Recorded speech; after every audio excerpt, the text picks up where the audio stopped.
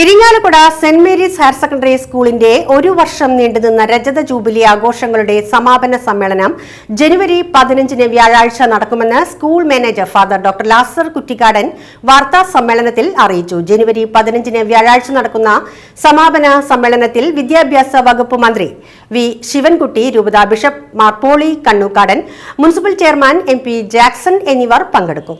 വിവിധ CSR ഫണ്ടുകൾ ഉപയോഗിച്ച് സോളാർ യൂണിറ്റ്, സുവോളജി ലാബ് എന്നിവയും മുഴുവൻ ക്ലാസ് മുറികളിലും ടൈൽ വിരിക്കൽ, സ്കൂൾ ഹാൾ, വിദ്യാലയത്തിന് കമാനം എന്നിവ ജൂബിലി വർഷത്തിൽ പൂർത്തിയാക്കി. School principal Anson Dominic, PTA president Shaju Jose Chirayath, cathedral trustee PT George, Antony John കണ്ടംകുളത്തി, ടെൽസൺ കോട്ടോളി, ലിംസൺ ഊക്കൻ, മിനി ജോൺസി, ഗ്ലാഡി PD എന്നിവരും വാർത്താ സമ്മേളനത്തിൽ സംബന്ധിച്ചിരുന്നു. 2000 സ്ഥാപിതമായ Irinjalakuda saint Mary's higher secondary school രജത ജൂബിലി ഈ വർഷം ജൂബിലി വർഷം സമാപിപ്പിക്കുന്നു. ഒരുപാട് പരിപാടികൾ ഇതുമായി ബന്ധപ്പെട്ട് നമ്മൾ നടത്തുകയുണ്ടായി. രജത നിറവ് 2025 പേരിൽ നിരവധി ആഘോഷ പരിപാടികൾ വിദ്യാലയത്തിൽ നടത്തി.